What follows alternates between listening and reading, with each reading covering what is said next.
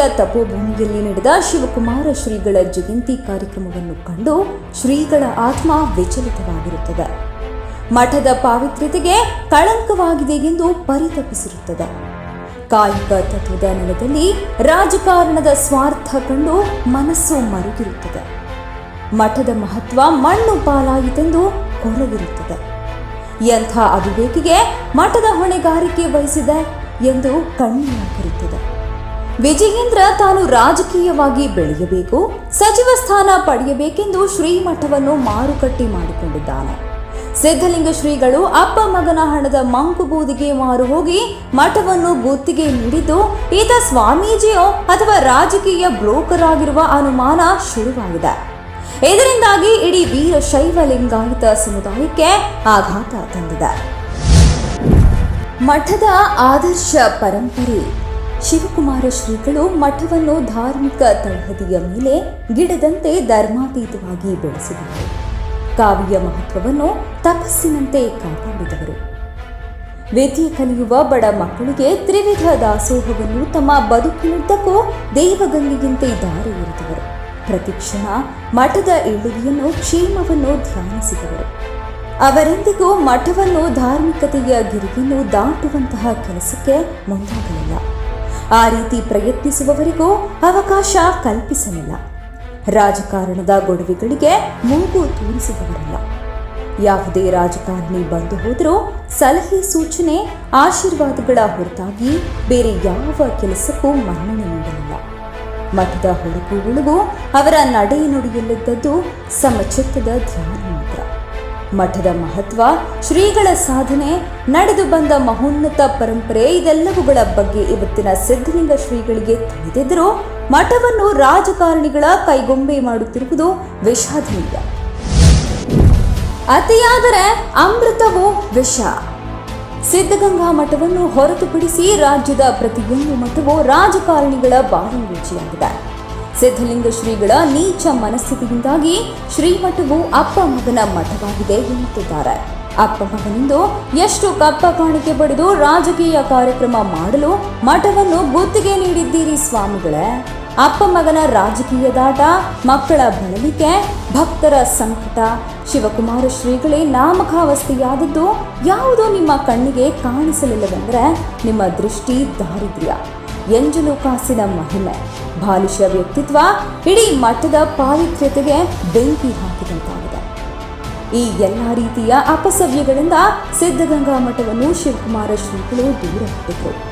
ಯಡಿಯೂರಪ್ಪ ಜೈಲಿಗೆ ಹೋದಾಗ, ಸಿದ್ದರಾಮಯ್ಯ ಮಠಗಳಿಗೆ ಕಾನೂನು ತರಲು ಮುಂದಾದಾಗ, ಆಪರೇಷನ್ ಕಮಲ ನಡೆದಾಗ, ಸರ್ಕಾರಗಳು ರಚನೆಯಾದಾಗ ಮಠಕ್ಕೆ ಅನುದಾನ ಕೊಡಿ, ಸೌಲಭ್ಯ ಕೊಡಿ ಎಂದು ಯಾವತ್ತೂ ಹೇಳಿಕೆ ಕೊಟ್ಟವರಲ್ಲ. ವೀರಶೈವ ಲಿಂಗಾಯತ ಪ್ರತ್ಯೇಕ ಧರ್ಮದ ಹೋರಾಟ ನಡೆದಾಗಲೂ ಒಗ್ಗಟ್ಟಿನ ಮಂತ್ರ ಪಠಿಸಿದರು. ಎಂದಿಗೂ ಯಾವ ರಾಜಕಾರಣಿಯ ಸ್ವಾರ್ಥಕ್ಕೆ ಮಠವನ್ನು ಬಿಟ್ಟುಕೊಟ್ಟವರಲ್ಲ. ಸಿದ್ಧಲಿಂಗ ಶ್ರೀಗಳು ರಾಜಕಾರಣಿಗಳನ್ನು ನಿಭಾಯಿಸುವಷ್ಟು ಸಾಮರ್ಥ್ಯ ಹೊಂದಿದವರಲ್ಲ. ಆದರೆ ಅವರಿಂದ ಹೇಗೆ ಮಠವನ್ನು ಕಾಪಾಡಿಕೊಳ್ಳಬೇಕೆಂಬ ತಿಳುವಳಿಕೆಯೂ ಇಲ್ಲದಿರುವುದು ಅಸಾಮರ್ಥ್ಯ ತೋರಿಸುತ್ತದೆ. ಕಾರ್ಯಕ್ರಮದಲ್ಲಿ ಬಿಜೆಪಿ ಸರ್ಕಾರ ಒಳ್ಳೆಯ ಕೆಲಸ ಮಾಡುತ್ತಿದೆ. ಮುಖ್ಯಮಂತ್ರಿ ಬೊಮ್ಮಾಯಿ ಒಳ್ಳೆಯ ಆಡಳಿತ ನೀಡುತ್ತಿದ್ದಾರೆಂದು ಗಿಣಿಪಾಠ ಒಪ್ಪಿಸುತ್ತಿದ್ದಾರೆ. ಶಿವಕುಮಾರ ಶ್ರೀಗಳು ಎಂದು ಈ ರೀತಿ ಮಾತನಾಡಿದವರಲ್ಲ. ಸರ್ಕಾರವನ್ನು ಎಚ್ಚರಿಸುವ, ಜನರ ಸಮಸ್ಯೆ ತಿಳಿಸುವ, ರೈತರ ಹಿತ ಕಾಯುವ ಹೊಣೆಗಾರಿಕೆಯನ್ನು ನೆನಪಿಸುತ್ತಿದ್ದರು. ಇದ್ಯಾವುದರ ಅರಿವಿಲ್ಲದ ಸಿದ್ಧಲಿಂಗ ಶ್ರೀಗಳು ಅಪ್ಪ ಮಗನ ವೈಯಕ್ತಿಕ ರಾಜಕೀಯ ಹಿತಾಸಕ್ತಿ ಮಠದ ವೇದಿಕೆ ಕಲ್ಪಿಸಿದಾಗಲೇ ಈ ಮಠ ಹೇಗೆ ಧಾರ್ಮಿಕತೆಯಿಂದ ಆರ್ಥಿಕತೆಯತ್ತ ಸಾಗುತ್ತಿದೆ ಎಂದು ರಾಜ್ಯಕ್ಕೆ ಮನವರಿಕೆಯಾಯಿತು. ಶಿವಕುಮಾರ ಶ್ರೀಗಳು ಎಂದಿಗೂ ಮಠ, ಪೂಜೆ, ಪೀಠ ಬಿಟ್ಟು ಅನಗತ್ಯ ಸಮಯ ವ್ಯರ್ಥ ಮಾಡಿದವರಲ್ಲ. ಆದರೆ ಸಿದ್ಧಲಿಂಗ ಶ್ರೀಗಳು ದಿ ಕಾಶ್ಮೀರಿ ಫೈಲ್ ಸಿನಿಮಾ ನೋಡಲು ಥಿಯೇಟರ್ಗೆ ಹೋಗುತ್ತಾರೆ. ಕೋಮುವಾದದ ವಿವಾದಕ್ಕೆ ಕಾರಣವಾಗಿರುವ ಈ ರೀತಿಯ ಸಿನಿಮಾ ನೋಡಿ ಸಮಾಜಕ್ಕೆ ಎಂಥ ಸಂದೇಶ ಕೊಟ್ಟರೋ, ಯಾರ ಪರ ವಕಾಲತ್ತು ವಹಿಸಿದರೋ, ಧರ್ಮಾತೀತ ಜಾತ್ಯತೀತ ತತ್ವದ ಮೂಲಕ ಮಾನವೀಯ ಮೌಲ್ಯವನ್ನು ಎತ್ತಿ ಹಿಡಿದ ಶಿವಕುಮಾರ ಶ್ರೀಗಳು ನಂಬಿಕೆ, ವಿಶ್ವಾಸ ಬಿಟ್ಟು ಮಠವನ್ನು ಬಿಟ್ಟು ಹೋದದ್ದು ಈ ಎಡಬಿಡಂಗಿ ಸ್ವಾಮೀಜಿಗೆ ಎಂಬ ಅನುಮಾನ ಶುರುವಾಗಿದೆ. ಮಠದ ಸಂಪ್ರದಾಯಕ್ಕೆ ಎಳ್ಳು ನೀರು. ಶಿವಕುಮಾರ ಶ್ರೀಗಳಿದ್ದಾಗ ಮಠಕ್ಕೆ ಯಾರೇ ರಾಜಕಾರಣಿ ಭೇಟಿ ನೀಡಿದ್ರು ಶ್ರೀಗಳ ಆಂಟಿ ಚೇಂಬರ್ಗೆ ಹೋಗಿ ಅವರನ್ನು ಮಾತನಾಡಿಸಿ ಕಾರ್ಯಕ್ರಮಕ್ಕೆ ಕರೆದುಕೊಂಡು ಬರುತ್ತಿದ್ರು. ಆದರೆ ಮೊನ್ನೆ ನಡೆದ ಕಾರ್ಯಕ್ರಮದಲ್ಲಿ ಮಠಕ್ಕೆ ಭೇಟಿ ನೀಡಿದ ಅಮಿತ್ ಶಾ ಶ್ರೀಗಳ ಆಂಟಿ ಚೇಂಬರ್ಗೆ ಭೇಟಿ ನೀಡಲಿಲ್ಲ. ಶ್ರೀಗಳೇ ಬಂದು ಅಮಿತ್ ಶಾನನ್ನು ಮಾತನಾಡಿಸಿದರು. ಅಲ್ಲಿಗೆ ಶಿವಕುಮಾರ ಶ್ರೀಗಳು ಸ್ಥಾಪಿಸಿದ್ದ ಪ್ರಭಾವ, ಸಂಪ್ರದಾಯ, ವರ್ಚಸ್ಸು, ನಿಯಮಾವಳಿಗಳು ಕೊಚ್ಚಿ ಹೋದವು. ಹಾಗೆಯೇ ವೇದಿಕೆಯಲ್ಲಿ ಶಿವಕುಮಾರ ಶ್ರೀಗಳಿದ್ದಾರೆ. ಯಾವ ರಾಜಕೀಯ ನಾಯಕನೂ ಕಾಲಿನ ಮೇಲೆ ಕಾಲು ಹಾಕಿಕೊಂಡು ದೌಲತ್ತು ಪ್ರದರ್ಶಿಸುತ್ತಿರಲಿಲ್ಲ. ಹಾಗಿಟ್ಟಿದ್ರು ರಾಜಕಾರಣಿಗಳನ್ನು. ಮೊನ್ನೆ ವೇದಿಕೆಯಲ್ಲಿ ಅಮಿತ್ ಶಾ ಸಿದ್ಧಲಿಂಗ ಶ್ರೀಗಳಿದ್ದರು ಕಾಲ ಮೇಲೆ ಕಾಲು ಹಾಕಿಕೊಂಡು ಅಗೌರವ ತೋರಿಸಿದರು. ಇವೆಲ್ಲವೂ ಸಿದ್ಧಲಿಂಗ ಶ್ರೀಗಳ ಅರಿವಿಗೆ ಬರಲಿಲ್ಲವೇ? ಅವರ ಬುದ್ಧಿಗೆ ಮಂಕು ಕವಿದಿತ್ತೆ? ಅಥವಾ ಅಪ್ಪ ಮಗನ ಕಪಿಮುಷ್ಟಿಯಲ್ಲಿ ಸಿಲುಕಿದ್ದರೋ? ಅಂತಿಮವಾಗಿ ಮಠದ ಮರ್ಯಾದೆ ಹರಾಜಾಗಿದ್ದು ಸುಳ್ಳಲ್ಲ. ಅದೇ ರೀತಿ ಕಳೆದ ಬಾರಿ ಶಿವಕುಮಾರ ಶ್ರೀಗಳ ಜಯಂತ್ಯೋತ್ಸವಕ್ಕೆ ಆಗಮಿಸಿದ್ದ ಪ್ರಧಾನಿ ಶ್ರೀಗಳ ಗದ್ದುಗೆ ದರ್ಶನ ಪಡೆದು ಧ್ಯಾನ ಮಾಡುತ್ತಾರೆಂಬ ಕಾರ್ಯಕ್ರಮ ನಿಗದಿಯಾಗಿತ್ತು. ಆದರೆ ಮೋದಿ ಧ್ಯಾನ ಮಾಡಲಿಲ್ಲ. ಇನ್ನು ಧಾರ್ಮಿಕ ವೇದಿಕೆಯನ್ನು ಶ್ರೀಗಳ ಸಾಧನೆ, ಮಹತ್ವದ ಬಗ್ಗೆ ಮಾತನಾಡದೆ ಪೌರತ್ವ ಕಾಯ್ದೆ ತಿದ್ದುಪಡಿ, ಕಾಶ್ಮೀರದ ವಿಶೇಷ ಸ್ಥಾನಮಾನ ರದ್ದು, ಅಯೋಧ್ಯೆ ರಾಮ ಮಂದಿರ ಹೀಗೆ ತಮ್ಮ ರಾಜಕೀಯ ಭಾಷಣಕ್ಕೆ ವೇದಿಕೆಯನ್ನು ಬಳಸಿಕೊಂಡರು. ಮಠಕ್ಕೆ ಮಸಿ ಬಳಿದರು. ಯಡಿಯೂರಪ್ಪ ಹಾಗೂ ವಿಜಯೇಂದ್ರ ರಾಜಕೀಯ ಸಂದಿಗ್ಧತೆಯಲ್ಲಿ ಸಿಲುಕಿದ್ದಾರೆ. ಮಗನಿಗೆ ರಾಜಕೀಯ ನೆಲೆ ಕಲ್ಪಿಸಬೇಕು, ವೀರಶೈವ ಲಿಂಗಾಯತ ಮುಖಂಡನನ್ನಾಗಿ ಮಾಡಬೇಕು, ಸಚಿವ ಸ್ಥಾನ ಕೊಡಿಸಬೇಕೆಂಬ ಸ್ವಾರ್ಥಕ್ಕೆ ಅಪ್ಪ ಮಗ ಸಲ್ಲದ ಕಸರತ್ತುಗಳನ್ನು ಮಾಡುತ್ತಿದ್ದಾರೆ. ಅವರುಗಳ ಸ್ವಾರ್ಥಕ್ಕೆ ಬಲಿಯಾಗಿದ್ದು ಧಾರ್ಮಿಕ ಪರಂಪರೆ ಇರುವ ಸಿದ್ಧಗಂಗಾ ಮಠ. ಶಿವಕುಮಾರ ಶ್ರೀಗಳ ಜಯಂತಿ ನೆಪದಲ್ಲಿ ಮಠಕ್ಕೆ ಕಪ್ಪ ಕಾಣಿಕೆಗಳನ್ನು ಅರ್ಪಿಸಿ ಇಡೀ ಮಠ ಪೀಠವನ್ನು ಗುತ್ತಿಗೆ ಪಡೆದುಕೊಂಡು ಧಾರ್ಮಿಕ ಕಾರ್ಯಕ್ರಮದ ಹೆಸರಿನಲ್ಲಿ ತಮ್ಮ ರಾಜಕೀಯ ತೆವಲನ್ನು ತೀರಿಸಿಕೊಂಡರು. ವಿಜಯೇಂದ್ರನ ಕಟ್ಟಪ್ಪಣೆಯಂತೆ ಆಪ್ತರಿಗೆ ಮಾತ್ರ ಅವಕಾಶ ಕಲ್ಪಿಸಲಾಗಿತ್ತು. ಮಠಕ್ಕೆ ಬಂದ ಭಕ್ತಾದಿಗಳಿಗೂ ಭೇಟಿಗೆ ಅವಕಾಶ ಕಲ್ಪಿಸಲಿಲ್ಲ. ವಸತಿ ಸಚಿವ ಸೋಮಣ್ಣ ಮಠದ ಪರಮಭಕ್ತ ಶಿವಕುಮಾರ ಶ್ರೀಗಳಿದ್ದಾಗ ಯಾವುದೇ ಕಾರ್ಯಕ್ರಮ ನಡೆದರೂ ಸ್ವತಃ ಬಂದು ಜವಾಬ್ದಾರಿ ವಹಿಸಿಕೊಳ್ಳುತ್ತಿದ್ರು. ಅಂಥವರನ್ನು ಇತರೆ ಸಚಿವರುಗಳನ್ನು ಕಾರ್ಯಕ್ರಮಕ್ಕೆ ಬಿಡಲಿಲ್ಲ. ಅಲ್ಲದೆ ವಿಜಯೇಂದ್ರ ಮಠವನ್ನು ಹೇಗೆ ಹೈಜಾಕ್ ಮಾಡಿ ಶ್ರೀಗಳನ್ನು ಗಾಳಿಪಟದಂತೆ ಆಡಿಸುತ್ತಿದ್ದಾನೆಂದು ಅರ್ಥವಾಗುತ್ತದೆ. ಅಲ್ಲಿಗೆ ರಾಜ್ಯದ ಜನತೆಗೆ ಇದು ಶ್ರೀಗಳ ಜಯಂತಿಯಲ್ಲ, ಅಪ್ಪ ಮಗನ ರಾಜಕೀಯ ಜಾತ್ರೆ ಎನ್ನುವುದು ಮನದಟ್ಟಾಯಿತು. ಮಠಗಳೇ ಇವರ ಬೆನ್ನೆಲುಬು. ಅಪ್ಪನ ರಾಜಕೀಯ ಹಾದಿಯನ್ನು ನೋಡಿದಾಗ ಹೆಂಬಾವಿಲ ರಾಜಕಾರಣದಿಂದ ಅಧಿಕಾರ ಹಿಡಿದಿರುವುದು, ವೀರಶೈವ ಲಿಂಗಾಯತ ಸಮುದಾಯವನ್ನು ದಾಳವಾಗಿ ಬಳಸಿರುವುದು, ಮಠಪೀಠಕ್ಕೆ ಕಪ್ಪ ಕಾಣಿಕೆ ಅರ್ಪಿಸಿ ಅಡ್ಡಡ್ಡ ಬಿದ್ದಿರುವುದು, ಇನ್ನು ಮಗ ಕೂಡ ಮಠವನ್ನು ಸಮುದಾಯವನ್ನು ನಂಬಿಕೊಂಡು ರಾಜಕೀಯ ಮಾಡುತ್ತಿದ್ದಾನೆ. ಬಿಜೆಪಿಯಲ್ಲಿ ನಾಯಕತ್ವ ಬದಲಾವಣೆಯ ಕೂಗು ಕೇಳಿ ಬಂದ ಬೆನ್ನಲ್ಲೇ ಅಕ್ರಮ ರಾಜಕಾರಣದ ಮಾಸ್ಟರ್ ಮೈಂಡ್ ವಿಜಯೇಂದ್ರ ತಂದೆಗೆ ಸಿಎಂ ಕುರ್ಚಿ ಉಳಿಸಲು ತುಮಕೂರು, ಸುತ್ತೂರು, ಆದಿಚುಂಚನಗಿರಿ, ಚಿತ್ರದುರ್ಗದ ಮಠದ ಬಾಗಿಲಿಗೆ ಎಡತಾಕಿ ಪೀಠಾಧಿಪತಿಗಳಿಗೆ ತಮ್ಮ ತಂದೆಗೆ ಬೆಂಬಲಕ್ಕೆ ನಿಲ್ಲುವಂತೆ ಅವನತ್ತುಕೊಂಡಿದ್ದ. ಜೊತೆಗೆ ಬಿಎಸ್ವೈ ರಕ್ಷಣೆಗೆ ಮಠಾಧೀಶರು ಎಂದು ಟ್ಯಾಗ್ ಲೈನ್ ಹಾಕಿ ಸಾಮಾಜಿಕ ಜಾಲತಾಣಗಳಲ್ಲಿ ತಮ್ಮ ಭಟ್ಟಂಗಿಗಳಿಂದ ಪೋಸ್ಟ್ ಮಾಡಿಸಿ ವೈರಲ್ ಆಗುವಂತೆ ನೋಡಿಕೊಂಡಿದ್ದ. ಸಾಲದೆಂಬಂತೆ ಬಿಎಸ್ವೈ ಪದಚ್ಯುತಿಗೊಳಿಸಲು ಹುನ್ನಾರ ನಡೆಸುತ್ತಿರುವವರಿಗೂ ಸಮೃದ್ಧಿ ಕೊಡಲಿ ಎಂದಿದ್ದ. ಯಡಿಯೂರಪ್ಪನ ಮಗ ಎಂಬುದನ್ನು ಹೊರತುಪಡಿಸಿ ವಿಜಯೇಂದ್ರನ ಅಸ್ತಿತ್ವವೇನು? ವೀರಶೈವ ಲಿಂಗಾಯತ ಸಮುದಾಯಕ್ಕೆ ಇವನ ಕೊಡುಗೆ ಏನು? ಸಮುದಾಯ ಈತನನ್ನು ನಾಯಕನೆಂದು ಒಪ್ಪಿಕೊಂಡಿಲ್ಲ. ಯಾವ ಸ್ವಂತ ಹಿನ್ನೆಲೆಯೂ ಇರದ ವಿಜಯೇಂದ್ರ ಸಚಿವ ಸ್ಥಾನ ಪಡೆಯಲು ಮಠವನ್ನು ಗುತ್ತಿಗೆ ಪಡೆದು ಆಟವಾಡುತ್ತಿದ್ದಾನೆ. ಮಠಗಳನ್ನು ತಮ್ಮ ರಾಜಕಾರಣಕ್ಕೆ ಆಶ್ರಯ ತಾಣ ಮಾಡಿಕೊಂಡಿರುವ ಅಪ್ಪ ಮಗನ ಚದುರಂಗದಾಟಗಳಿಂದ ಅಸಹ್ಯ ಉಂಟಾಗಿದೆ. ಸಮುದಾಯಕ್ಕೆ ಶೂನ್ಯ ಕೊಡುಗೆ. ಯಡಿಯೂರಪ್ಪ ವೀರಶೈವ ಲಿಂಗಾಯತರಿಂದ ಬೆಂಬಲ ಪಡೆದು ಮುಖ್ಯಮಂತ್ರಿಗಳಾದರೆ ಹೊರತು ಸಮುದಾಯದ ಋಣ ತೀರಿಸುವ ಯಾವ ಕೆಲಸವನ್ನು ಮಾಡಿಲ್ಲ. ವೀರಶೈವ ಸಮುದಾಯದ ಸಾಮಾನ್ಯ ವರ್ಗಕ್ಕೆ ಯಾವ ಅನುಕೂಲತೆಗಳನ್ನು ಕಲ್ಪಿಸಿದ್ದಾರೆ? ಆರ್ಥಿಕವಾಗಿ, ಶೈಕ್ಷಣಿಕವಾಗಿ, ಔದ್ಯೋಗಿಕವಾಗಿ, ಸಾಮಾಜಿಕವಾಗಿ ಹಿಂದುಳಿದವರು ಸಮುದಾಯದಲ್ಲಿದ್ದಾರೆ. ಅವರ ಏಳಿಗೆಗೆ ಯಾವ ಕೊಡುಗೆ ನೀಡಿದ್ದಾರೆ? ವೀರಶೈವ ಲಿಂಗಾಯತ ಒಳಪಂಡಗಳಿಗೆ ಮೀಸಲಾತಿ ಕಲ್ಪಿಸಲಿಲ್ಲ. ಪಂಚಮಸಾಲಿಗಳಿಗೆ 2A ಮೀಸಲಾತಿ ಬೇಡಿಕೆ ಈಡೇರಿಸಲು ಪ್ರಯತ್ನಿಸಲಿಲ್ಲ. ಕೇಂದ್ರ ಸರ್ಕಾರ ಈ ಸಮುದಾಯವನ್ನು ಸಾಮಾನ್ಯ ವರ್ಗಕ್ಕೆ ಸೇರಿಸಿದ್ದು, ಕೇಂದ್ರದ ಅಧೀನದಲ್ಲಿರುವ ನವೋದಯ ಶಾಲೆಗಳಿಗೆ ಮಕ್ಕಳು ಪರೀಕ್ಷೆ ಬರೆದು ಪಾಸಾದರೂ ರಾಜ್ಯದಿಂದ ಕೊಡುವ OBC ಜಾತಿ ಆದಾಯ ಪ್ರಮಾಣ ಪತ್ರವನ್ನು ಮಾನ್ಯ ಮಾಡುತ್ತಿಲ್ಲ. ಇದರಿಂದ ನೂರಾರು ವಿದ್ಯಾರ್ಥಿಗಳ ಭವಿಷ್ಯ ರೂಪುಗೊಳ್ಳಲು ಸಮಸ್ಯೆ ಉಂಟಾಗಿದೆ. ಹಾಸ್ಟೆಲ್ಗಳ ಸೌಲಭ್ಯವಿಲ್ಲ.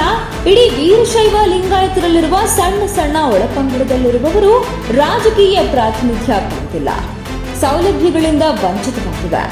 ಹಾಗಾಗಿ ಇಡೀ ವೀರಶೈವ ಸಮುದಾಯವನ್ನು 2Aಗೆ ಸೇರಿಸಬೇಕೆಂಬ ಕೂಗು ಕೇಳಿಬರುತ್ತಿದೆ. ಯಡಿಯೂರಪ್ಪ ಜಾಣ ಹುಡುತನ ಪ್ರದರ್ಶಿಸಿದರು. ವೀರಶೈವ ಲಿಂಗಾಯತರು ಯಡಿಯೂರಪ್ಪನನ್ನು ಅಧಿಕಾರಕ್ಕೆ ತಂದಿದ್ದು, ಸಿಎಂ ಆಗಲು ಬೆಂಬಲಿಸಿದ್ದು ಹಣ ಮಾಡಲಿಕ್ಕ. ಸಮುದಾಯಕ್ಕೆ ಏನು ಮಾಡದೆ ತಮ್ಮ ಚೇಲಾಗಳಾದ ಉಮೇಶ್, ಅರವಿಂದ್, ರುದ್ರೇಶ್, ಮರಿಸ್ವಾಮಿಯಂಥ ಕೆಲಸಕ್ಕೆ ಬಾರದವರಿಗೆ ಸೊಪ್ಪು ಹಾಕುತ್ತಿದ್ದಾರೆ. ಇವತ್ತು ಹಲವು ಸಮುದಾಯದ ನಾಯಕರು ರಾಜಕೀಯವಾಗಿ ಬೆಳೆಯಲು ಬಿಡದೆ ಶಾ ಗುಲಾಮರನ್ನಾಗಿ ಮಾಡುತ್ತಿದ್ದಾರೆ.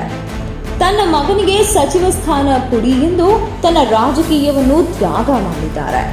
ಸಮುದಾಯಕ್ಕೆ ನ್ಯಾಯ ಸಲ್ಲಿಸುವ ಕಾರ್ಯಕ್ಕೆ ಮುಂದಾಗದೆ ಮಠವನ್ನು, ಸಮುದಾಯವನ್ನು ಸ್ವಾರ್ಥಕ್ಕೆ ಬಳಸಿಕೊಳ್ಳುತ್ತಿರುವುದು ದುರಂತ.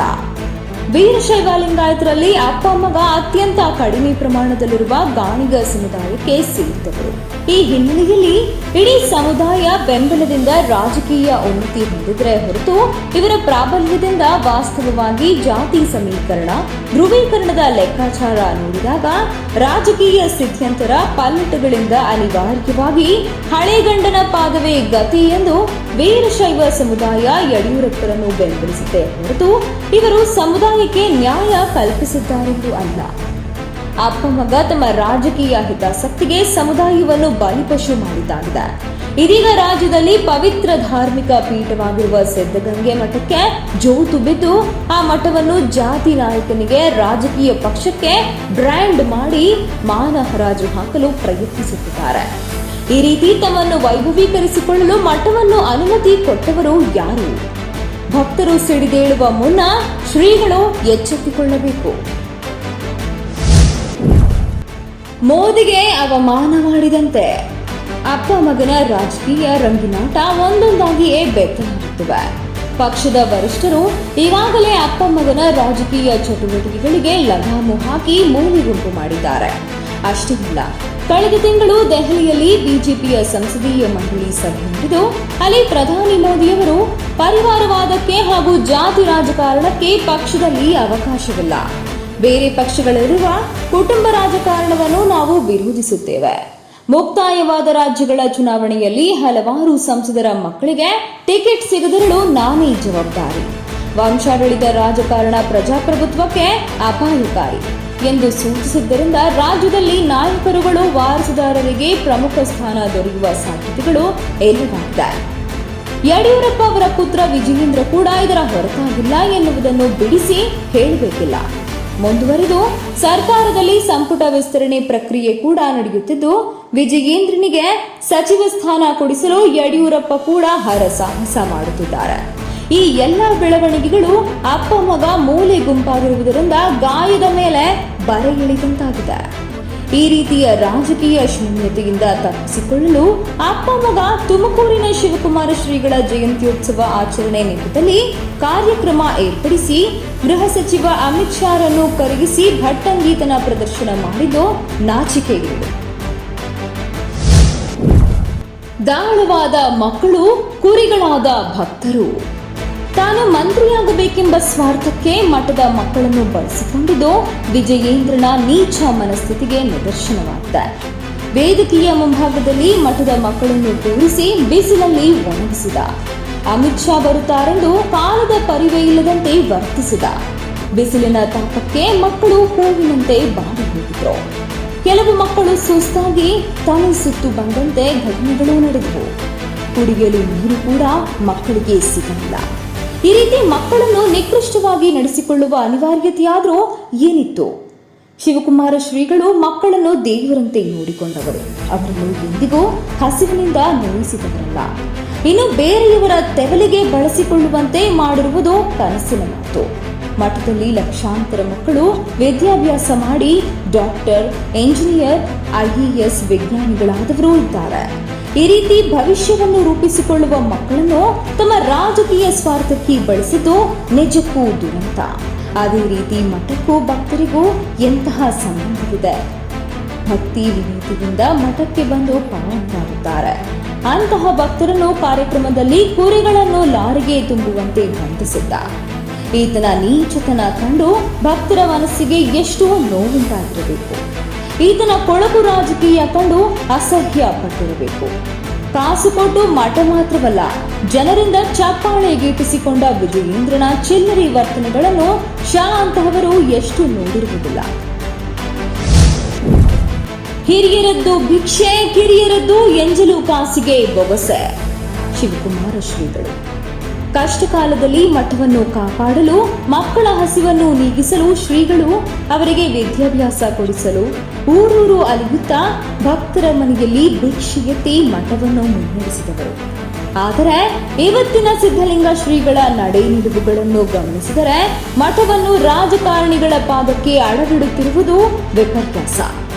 ಇಂದಿರಾ ಗಾಂಧಿ, ಜೈಲ್ ಸಿಂಗ್ ಮುಂತಾದ ಯಾರೇ ನಾಯಕರು ಬಂದರೂ ಅವರಿಗೆ ಆಶೀರ್ವಾದ ಮಾಡಿ ಕಳುಹಿಸುತ್ತಿದ್ದರೆ ಹೊರತು ಅವರ ಬೇಳೆ ಬೇಯಿಸಿಕೊಳ್ಳೋಕೆ, ಕಾರ್ಯಕ್ರಮ ಮಾಡಿಕೊಳ್ಳುವುದಕ್ಕೆ ಯಾವತ್ತೂ ದಾರಿ ಮಾಡಿಕೊಟ್ಟವರಲ್ಲ. ಆದರೆ ಸಿದ್ಧಲಿಂಗ ಶ್ರೀಗಳು ರಾಜಕಾರಣಿಗಳ ಅಬ್ಬರದಲ್ಲಿ ತಾವೇ ಸೈಡ್ ಲೈನ್ ಆಗಿ ಇದು ಸಿದ್ಧಗಂಗಾ ಮಠವಲ್ಲ, ಪುಡಾರಿಗಳ ಮಠ ಎಂದು ಬ್ರ್ಯಾಂಡ್ ಮಾಡುತ್ತಿದ್ದಾರೆ. ರಾಜಕೀಯ ಕಾರಣಕ್ಕೆ ಶಿವಕುಮಾರ ಶ್ರೀಗಳು ಎಂದಿಗೂ ರಾಜಕಾರಣಿಗಳ ಮನೆಗೆ ಹೋದವರಲ್ಲ.